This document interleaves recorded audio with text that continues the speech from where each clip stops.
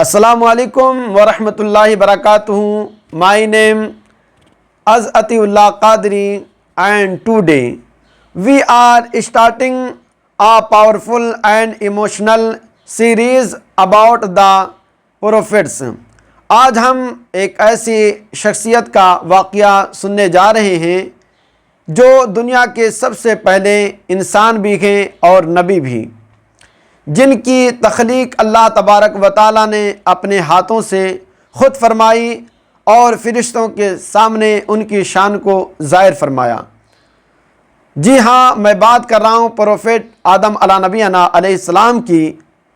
چنانچہ اللہ تبارک و تعالیٰ قرآن میں ارشاد فرماتا ہے وَإِذْ قَالَ رَبُّكَ لِلْمَلَائِكَةِ إِنِّي جَاعِلٌ فِي الْأَرْضِ خلیفہ۔ اے میرے محبوب محمد، یاد کیجئے اس دن کو جب تیرے رب نے فرشتوں سے کہا کہ میں زمین میں اپنا نائب بنانے والا ہوں، تو اس وقت فرشتوں نے کہا أَتَجْعَلُ فِيهَا مَن يُفْسِدُ فِيهَا وَيَسْفِكُ الدِّمَاءَ۔ الہ العالمین، کیا تو ایسے کو اپنا نائب بنائے گا جو زمین میں فساد اور خون ریزی کرے؟ اللہ تبارک و تعالی فرشتوں کو جواب دیتے ہوئے ارشاد فرماتا ہے انی اعلم ما لا تعلمون۔ اے فرشتوں، جو میں جانتا ہوں وہ تم نہیں جانتے۔ اللہ تبارک و تعالی نے پھر حضرت آدم علیہ نبی علیہ السلام کو مختلف مٹیوں اور رنگوں سے پیدا فرمایا اور اس میں روح پھونکی۔ اب وہ ایک زندہ انسان بن گئے۔ پھر اللہ نے انہیں تمام چیزوں کا علم سکھا دیا۔ چنانچہ اللہ تعالیٰ ارشاد فرماتا ہے وَعَلَّمَ آدَمَ الْأَسْمَاءَ كُلَّهَا۔ اللہ نے آدم کو تمام چیزوں کا علم سکھا دیا۔ اس کے بعد فرشتوں سے کہتا ہے انبئونی بِأَسْمَاءِ هَؤُلَاءِ۔ اے فرشتوں، ذرا ان تمام چیزوں کے ناموں کو گن کر کے دکھاؤ، ذرا ان تمام چیزوں کے ناموں کو میرے سامنے ذکر کرو۔ اور فرشتے حیران ہو کر کے عاجزانہ طور پر کہنے لگے سبحانک لا علم لنا۔ اے الہ العالمین، تیرے لیے پاکی ہے، ہمیں کچھ علم نہیں الا ما علمتنا، مگر جتنا تو نے ہم سب کو سکھایا ہے۔ یہاں پر حضرت آدم علیہ نبی علیہ السلام کی فضیلت ظاہر ہوئی کیونکہ انہیں علم دیا گیا تھا اور فرشتوں کو تمام چیزوں کا علم نہیں دیا گیا تھا۔ اس سے ہمیں سبق ملتا ہے جو ہم میں صاحب علم ہو ان کی عزت، ان کا وقار ان لوگوں سے افضل و اعلیٰ ہے جو لوگ بے علم والے ہیں۔ جن کے پاس علم نہیں ہے تو علم والوں کی عزت کی جائے، علم والوں کا مقام بلند ہوتا ہے۔ اللہ تبارک و تعالیٰ نے جب حضرت آدم علیہ نبی علیہ السلام کی شان کو فرشتوں کے سامنے ظاہر فرمایا، پھر ارشاد فرمایا فرشتوں سے اسجدوا لآدم، اے فرشتوں آدم کو سجدہ کرو۔ سارے فرشتے سجدے میں گر گئے، صرف ایک نے سجدہ کرنے سے انکار کیا، وہ تھا ابلیس۔ واستکبر وکان من الکافرین، اس نے انکار کیا، تکبر دکھایا، وہ انکار کرنے والوں میں سے ہو گیا۔ اس نے دلیل پیش کی، کہا انا خیر منہ خلقتنی من نار وخلقتہ من طین۔ اے الہ العالمین، میں آدم کو سجدہ نہیں کر سکتا، تو نے مجھے آگ سے پیدا کیا ہے اور ان کو تو نے مٹی سے بنایا ہے۔ یہی تکبر ابلیس کے بربادی کا سبب بنا۔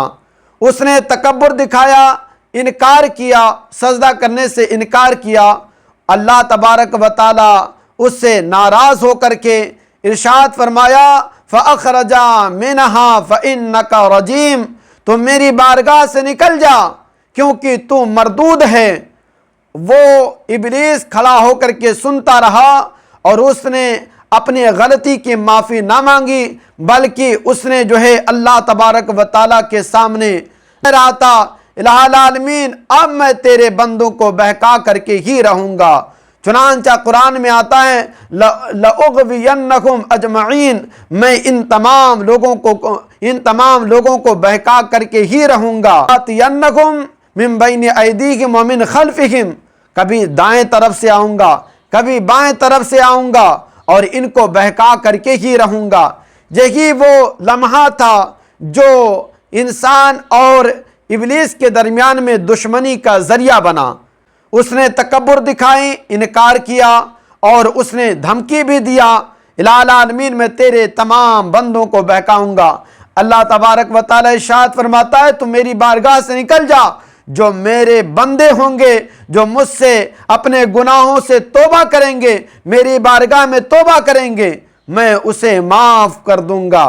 اب جب اسے بھگا دیا اپنی بارگاہ سے تو اللہ تبارک و تعالی نے آدم سے فرمایا یا آدم اسکن انت و زوجک الجنہ، اے آدم تم اور تمہاری بیوی جنت میں رہو، لیکن اس شرط کے ساتھ ولا تقربا ہذہ شجرہ، تم اس درخت کے قریب نہ جانا۔ حضرت آدم علیہ نبینا علیہ السلام اپنی بیوی کے ساتھ میں جنت میں رہ رہے تھے کہ وہ شیطان دشمنی نبھانے کے لیے وسوسہ ڈالتا ہے۔ حضرت آدم علیہ نبینا علیہ السلام کے ذہن میں اس بات کو ڈالتا ہے کہ اے آدم اس درخت کے قریب جاؤ۔ اس درخت سے کیوں منع کیا گیا ہے؟ اس کی وجہ جانتے ہو، اگر تم اس درخت سے اس درخت کے پھل کو کھا لو گے تو تم ہمیشہ کے لیے آباد ہو جاؤ گے، تمہاری زندگی ہمیشہ کے لیے ہو جائے گی، تمہیں کبھی موت نہیں آئے گی۔ شیطان نے وسوسہ ڈالا، حضرت آدم علیہ نبینا علیہ السلام اس درخت کے قریب گئے اور اس درخت سے کھا لیا۔ پھر اس کے بعد میں احساس ہوا کہ الہ العالمین مجھ سے غلطی ہو گئی، رب کی بارگاہ میں دعا کرنے لگے، ربنا ظلمنا انفسنا، اے الہ العالمین ہم نے اپنی جانوں پر ظلم کیا ہے، وَإِن لَمْ تَغْفِرْ لَنَا وَتَرْحَمْنَا، اے الہ العالمین اگر تو معاف نہیں کرے گا، اگر تو ہم پر رحم نہیں کرے گا، لَنَكُونَنَّ مِنَ الْخَاسِرِينَ، تو ہم نقصان اٹھانے والوں میں سے ہو جائیں گے۔ جب اللہ کی بارگاہ میں انہوں نے فریاد کی، اللہ تبارک و تعالیٰ نے انہیں معاف کر دیا اور فرمایا قُلْنَا اهْبِطُوا مِنْهَا جَمِيعًا، تم سارے کے سارے زمین کی طرف اتر جاؤ۔ حضرت آدم علیہ نبینا علیہ السلام زمین کی طرف اتارے گئے اور اس کے بعد میں انہی سے دنیا میں تمام آبادی پھیلتی رہی۔ حضرت آدم علیہ نبینا علیہ السلام نے تقریباً دنیا میں 900 سال تک اپنی زندگی گزاری، انہی کی اولادیں آج دنیا میں پھیلی ہوئی ہیں۔ اس واقعے سے ہمیں یہ سبق ملتا ہے کہ انسان سے غلطی ہو سکتی ہے، لیکن اگر وہ اللہ کی بارگاہ میں توبہ کرے تو اللہ تبارک و تعالی معاف کر دے گا۔ کیوں؟ اس لیے کہ اللہ تبارک و تعالی گناہوں کو معاف کرنے پر قادر ہے۔ تو جو لوگ تکبر کرتے ہیں گویا کہ وہ شیطان لعین کے مشن کو زندہ کرتے ہیں، اور جو لوگ تکبر نہیں دکھاتے وہ لوگ سنت حضرت آدم علیہ نبینا علیہ السلام پر عمل کرتے ہیں۔ تو ہم کو چاہیے اگر کوئی گناہ ہو جائے تو فوراً توبہ استغفار کر لیں۔